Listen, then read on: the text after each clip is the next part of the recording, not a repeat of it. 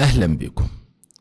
أهلا بكل مشاهدي قناة مباشر مع حنفي، وحكاية جديدة من حكاياتنا المستخبية، حكايات تحمل بين جوانبها أسرار عميقة، حكايات بتقابلنا كل يوم في كل شارع، داخل كل بيت، خلف كل باب، وعيون تخفي أسرارها، أسرار ستكشف وأخرى ستبقى طي الكتمان. حكايات مستخبية مع حنفي السيد. أصعب حاجة إن الست تحس بكسرة قدام راجلها، قدام جوزها، يمكن قدام أبوها مش إشكال، قدام أخوها مش إشكال، قدام عمها مش إشكال، لكن المشكلة لما الكسرة تكون قدام جوزها. ما بتقدرش ترفع عينها في عينه، ولا تقدر ترد عليه الكلمة بالكلمة. هو المفترض إن الزوجة ما تردش على جوزها، لكن خلينا في الواقع اللي احنا بنعيشه. الزوجة بتناطح جوزها في كل جملة وفي كل كلمة وفي كل هسة وما بتسكتش. طب لما زوجها يمسكها أو يمسك عليها، مش هنقول غلطة، لكن يمسك عليها موقف وعينها قدامه تنكسر.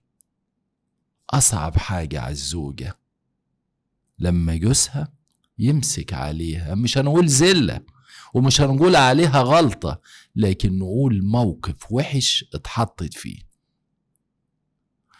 وربنا ما يكتب على حد الكسر أبدا يا رب. تعالوا النهاردة نسمع قصة مدام يسرية اللي بتحكي حكايتها وهي زعلانة لأنها دلوقتي حست إن جوزها ماسك عليها، معاذ الله مش زلة، لكن ماسك عليها موقف مخليها تحط عينها في الأرض. يا ترى إيه هو الموقف ده؟ ويا ترى الموضوع فعلا يستحق كده؟ على كل منهم تعال نسمعها، وبعد ما نسمعها ونشوفها هي فعلا هي غلطانة والموقف يستحق كل ده، ولا هي اللي مكبرة الموضوع. يلا بينا. مساء الخير يا جماعة، أنا اسمي يسرية، عندي 27 سنة، جوزت جواز عادي. أبويا راجل فقير وأمي ست على قد حالها.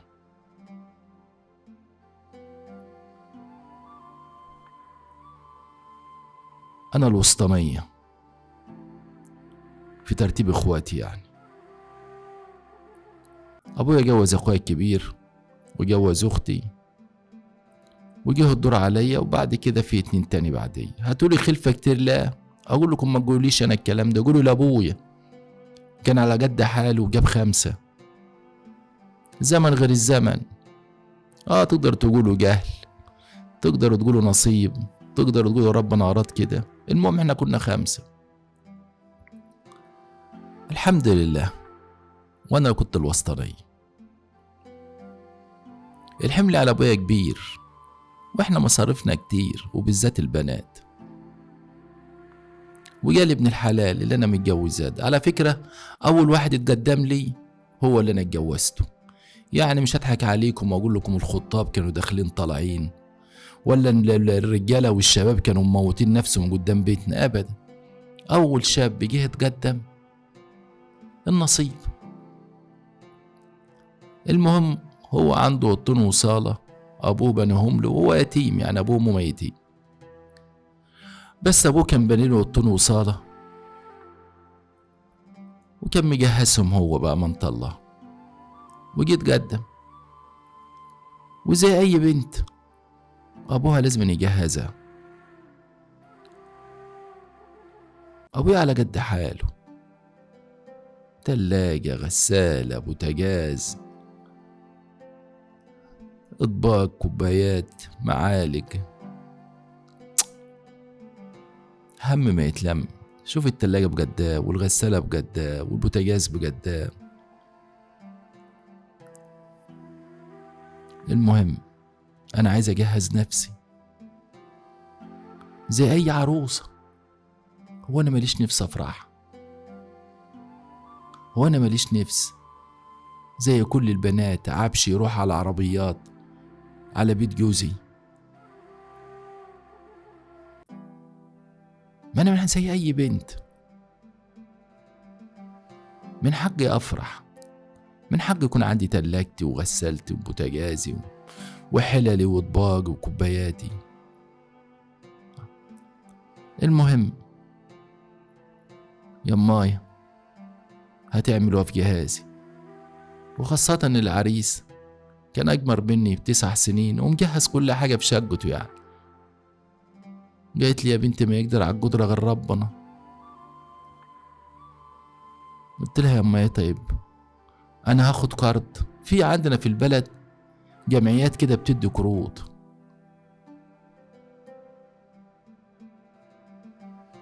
انا هاخد يا قروض، ويما اتجوز ابويا يبقى سدد وانا اللي اقدر اوفره هبقى ادي لابوي. امي عايزه تفرح، قالت لابوي، وابويا قال يا بنتي وربنا يقدرني واسدد الدين. وفعلا خدت قروض من كل الجمعيات، وكنت برفع وشي للسما واقول يا رب انا بستر نفسي ومش طالبه غير حلالك يا رب. يا رب زي ما طالبه حلالك سد ما عليا، ساعدني يا رب. انا باخد قروض يا رب علشان حلالك، فما تحوجنيش يا رب لحرامك يا رب. انت اللي بيمشي في طريق حلال وغرضه حلال بتسهل له كله صعب، وانا يا رب بجهز في نفسي، وانت خلقتني يا رب واهلي فقراء، فسد ما علي وساعد ابويا يسدد، وساعدني يا رب واستر عليا. وفعلا جبت التلاجة، جبت الغسالة، جبت البوتاجاز، كله بالدين. وكلفت نفسي والحمد لله، واتجوزت. كانت لما تجيلي نقطة أدسة يعني خبية. جوزي كان يقول لي مثلا اعمامك جولك اعطوكي نقطوكي بيه، اقول له ما انا بشيلها عشان ابقى رد، عشان لما اجي اطلب منك ما تقوليش معيش. ما هو النقطة دين. انا لما بنت عمي ولا خالي يجي يديني 500 جنيه يديني 300 جنيه، ده دين علي اردهم له في فرح، في نجاح، في ولادة، دين. بس بأمانة الله أبويا وأمي مش مخليين واجب غير لما بيسدوه.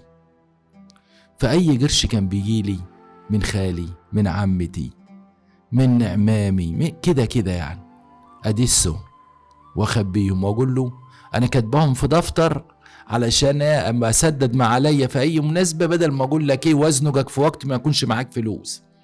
وجوزي قال لي ماشي. طبعا القروض بفوايد، والشهر اللي بيأخر همه بيزيد. أبويا كان بيسد، والله كان بيسد، بس أنا برضه كنت هعمل أدي لأمي خدي يا أمي مرة من فلوس النقطة اللي معايا، ومرة أدكن من ورا جوزي. يعني بأمانة الله يعني أنزل أشتري مثلا فرخة، أقول له جوزي 2 كيلو الفرخة ب100 جنيه، كيلو ب100 جنيه ولا ب70 جنيه، أقول له الفرخة 2 كيلو وهي تبقى كيلو وربع، كيلو ونص، وأدكن الباقي. أنزل أجيب طماطم، أقول له أنا جبت 2 كيلو طماطم و2 كيلو بطاطس و2 كيلو بصل و2 كيلو خيار، وأنا أبقى جايبها كيلو وأدكن. أنا مش بسرق جوزي، ده أنا فلوس جوزي أمانة في رقبتي، بس أنا بسدد دين. في رقبتي وفي رقبة ابوي.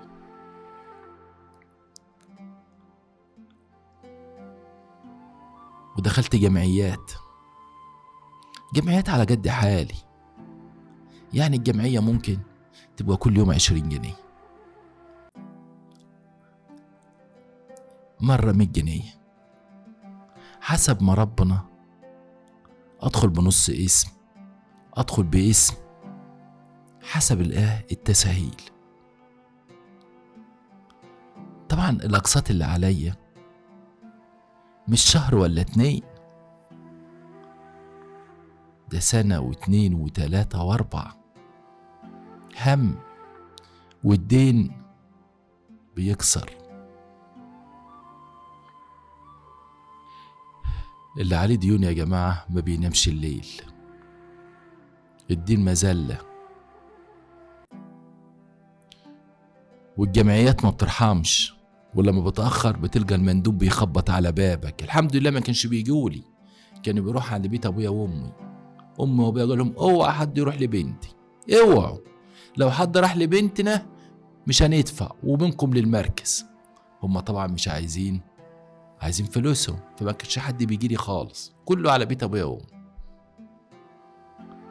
طب ربنا سدد ما عليا اول سنة، وسدد ما عليا تاني سنة، بس ايه، بتضلين. واستمر الوضع على كده. كان في جمعية كنت داخلاها، ده أنا كان مكسور علينا حوالي 10,000 جنيه، مبلغ يحل الوسط. 10,000 جنيه لازم يسددوا. فكنت عاملة حسابي، دخلت جمعية، ويعلم ربنا أنا عملتها.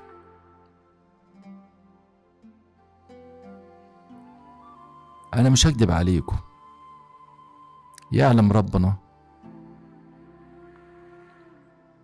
يمكن الكلام ده غلط أقوله، بس الحوجة،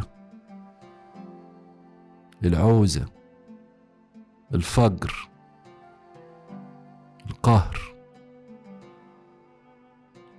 كنت بمد ايدي على فلوس جوزي، اخليه نايم وافتح محفظته، اخد 100 جنيه، ولما يكون مثلا قابض اخد منه 200 جنيه. كان يفتح المحفظ، الفلوس ناقصة، اقول له حد بيدخل اوضتك ولا حد بيمسك محفظتك، انت اللي مدهول، شوف انت صرفتها فين.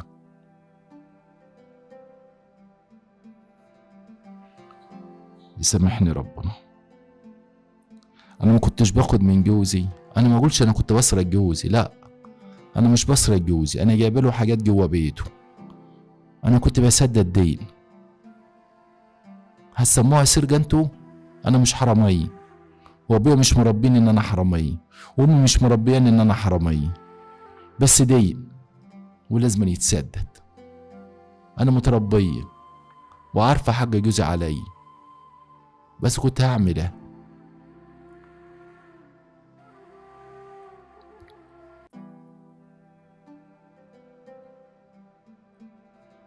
وكان لما جوزي يشك كنت بعمل حاجة غريبة جوي.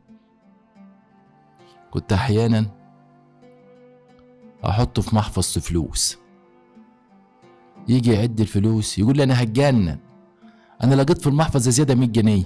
اقول له انت اللي مدهول اهو، مرة تقول ناقصة 100، مرة تقول زايدة 100.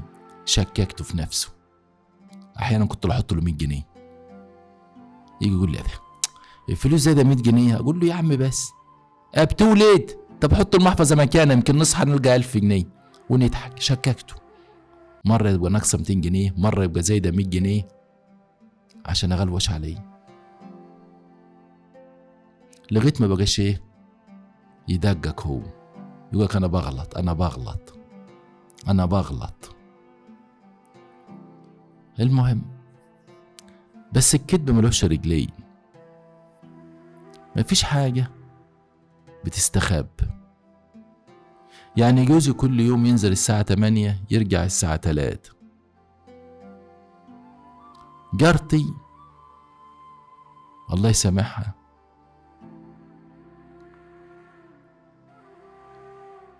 لما تيجي نديلها الفلوس بديلها الصبح،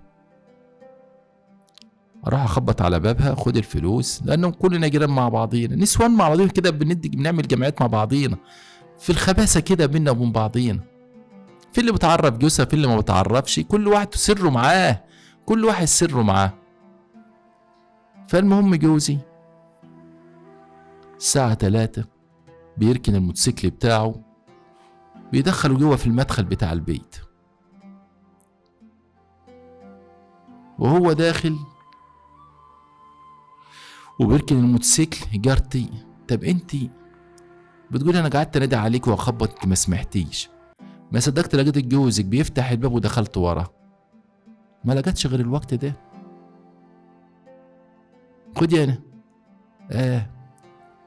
قالت لي خدي الجمعيه بتاعتك 10,000. ده طب بتدوم لي قدام جوزي لا، بتدوم لي قدام جوزي لا، وانا اعرف منين انت مخبيه علي؟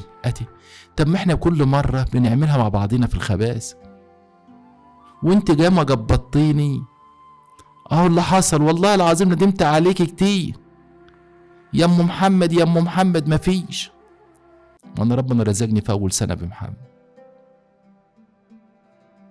ما صدقت اللي جوزك بيفتح الباب ويدخل الموتوسيكل، قلت فرصه دخلت معاكي وناديتك عليك، انا كنت اعرف مين انت مخبيه على جوزك. جوزي لقى في ايدي 10,000 جنيه،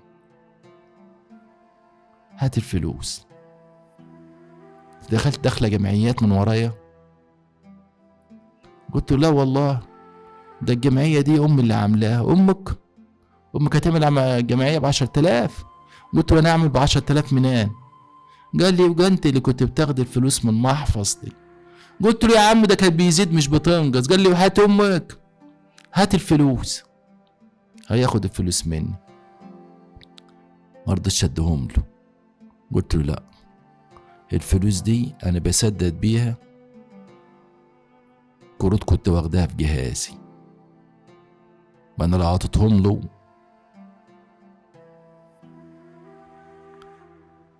ابويا كان هيسجن، ده قروض، لان انا وابويا ضامنين بعض. قال لي انت بتسددي جهازك من فلوسي؟ هو انت مش زي اي بنت ابوك يجهزك وامك جهزتك؟ هو انت بقالك 2 3 بتنحلي في وبري عشان تسددي جهازك والاسم ان ابوك يجهزك؟ كسر عيني، كسر عيني جوزي. كل ده بسبب غلطة صغيرة جارتي من غير ما تقصد، والله العظيم من غير ما تقصد، عضتني الجميع قدام جوزي. جوزي ماسكهالي، يا اللي كنت بتسرقيني، يا اللي كنت بتدخلي جمعية عشان اجهزك انت، ما انا متجوز بنت السلطان عشان اجيب لها كل جهازها.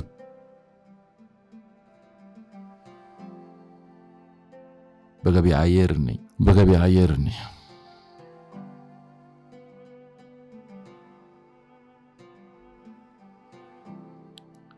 بيعايرني ازاي؟ ينادمني المحفظة فيها 1500 جنيه، يا ترى هصحى الصبح هلقاهم 1300 ولا هلقاهم زايدين 100؟ اقول له بخاطرك، بشوقك، بخاطرك قول. يقول اهو 1500 1300 1100، ايه هلقاهم؟ يا ترى هتاخد 200 ولا هتزود 100؟ عرفيني بس قبل ما انام. المحفظة على المخدة، المحفظة تجيب البنطلون، يلا حط 100. اقول له طب ده احنا يعني لازم تبقى بس الكلام ده. يقول اصل احنا هننام. اقول طب نتمسى. اصل انا قمت اقوم الصبح هلقاك حاطلي 100 ولا سرقه مني 200. اقول له سرقه؟ يقول لما اسمها هادي اللي انت كنت بتعمليه ده اسمه ايه؟ اقول له انا ما سرقتكش وحياة امك. اما الجمعيه دي اللي انت قبضتيها كنت بتدفع فلوسها منين؟ من مرتبك. ياك انت مدرسه ولا ممرضه ولا تكونش حكيمه ولا مهندسه؟ ما انت قاعده في البيت لا قرش داخلك ولا قرش طالع منك. بتجيب الفلوس بتاعت الجمعيه منين؟ فاكر لما كنت اقول لك فلوس ناقصه تقول لي انت مداهو؟ اقول لك ده في 100 جنيه زايده تقول لي انت دريان بحاجه؟ كنت بتضحكي عليا يا حراميه. اقول له طب عيب، انا اهلي مربيين، انا عمري ما مديت ايدي على فلوسك. يقول لي وحياة امك؟ طب زي بعض وهصدقك. الجمعيه جبت فلوسها منين؟ امك كانت بتيجي تديلك؟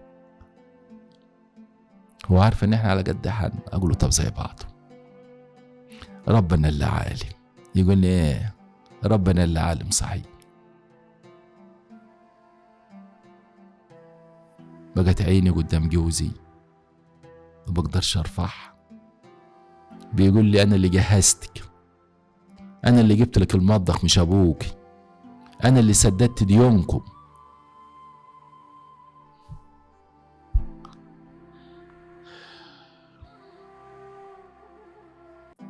كرهت الجواز. قلت يا ريتني ما كنت اتجوزت، يا ريتني ما اتجوزت. رغم ان جوزي طيب وعلى نياته، بس مسكها عليا موقف. مسكوا عليا كل ما يزنك في فلوس يقول له مفيش حاجه من اللي انت سرقاها مني. اقول له عيب، الكلمه دي انا عندك تضربني بسكينه وما تقولها ليش. يقول لي مفيش حاجه سرقاها. اقول له للدرجه دي بقيتوا حراميه؟ ده الدرجه دي؟ انت السبب، مش انت اللي مديت ايدك على فلوسي؟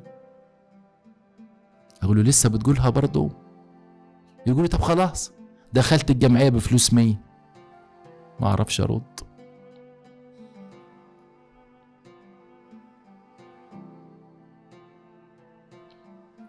كل ما جوزي يتزنق في فلوس اشوفها في عينيه. يقول لي مش داخله جمعيه ولا حاجه؟ ايوه بالحاج انا اليومين دول ما بلقاش الفلوس ناقصه في المحفظه. اسكت. اصل هرد اقول عليه. اقول ايه؟ ما مسكها عليا. مسك عليا. مش هقول زله، جوزي ما بيذلنيش. جوزي صعبان عليه اللي انا عملته فبيغيظني. جوزي مش بيذلني، لا هو مش بيذلني بأمانة الله، لا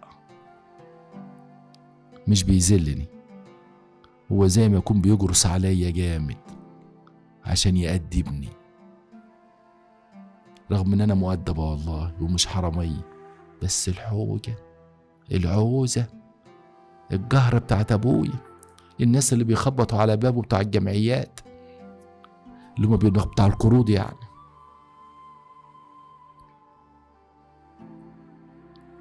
بقى جوزي على طول بشوف في عينيه الموضوع ده، دايما على طول يفكرني بيه، ودايما على طول يقول لي معكيش قرشين مدكناهم كده ولا كده؟ اقول له مدكناهم من مين؟ هدكن من مين؟ يقول لي صح المحفظة ما بتقلش اليومين دول. اقول له كفاياك كفاياك كفاياك كلامك المر ده، كفاياك.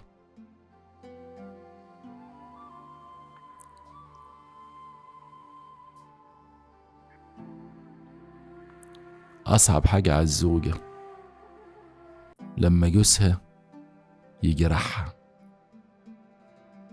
لغاية دلوقتي بقولك هو مش بيذلني، لا هو الدنيا ضيق على جوزي، ضيق عليه.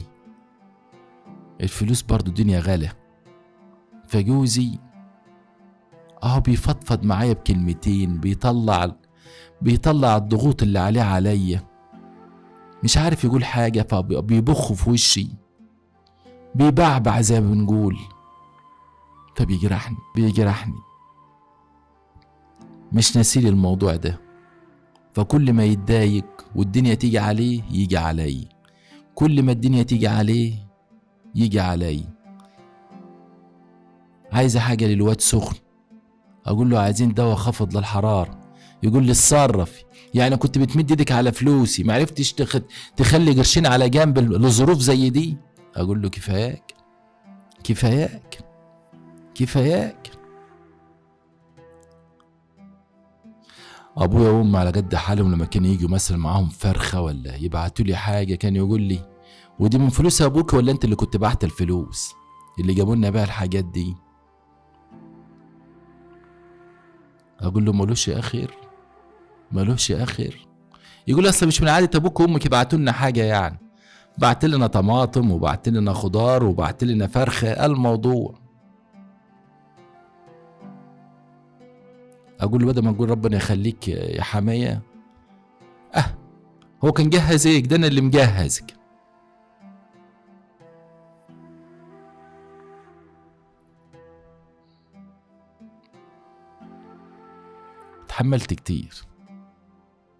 اتحملت كتير من جوزي ولسه بتحمل برضه، وبقول انا غلطانه واللي غلطان يتحمل. انا غلطان وبقول الغلطان يتحمل، بس انا كنت اعمل ايه؟ ما انا زي اي بنت ولازم اجهز نفسي، وكنت بخنصر عشان اسدد مع علي ومع ابوي. ولو ما جرت دي والله العظيم كان الامور هتمشي تبقى زي الفل، لكن اراده ربنا والفلوس اللي كانت بتنقص واحيانا تزيد في محفظته خلت جوزي بينغص عليا حياتي. المرة دي الفلوس هتقل ولا هتزيد؟ بيعايرني اني كشفتك وعرفتك. مفيش حاجة بتكسر الست قدام جوزها غير لما يمسك عليها، مش هقول زلة لا، لما يمسك عليها موقف ويفضل العمر كله يفكرها بيه وينقصها بيه ويقل منها بيه، بيبقى صعب على الست جو.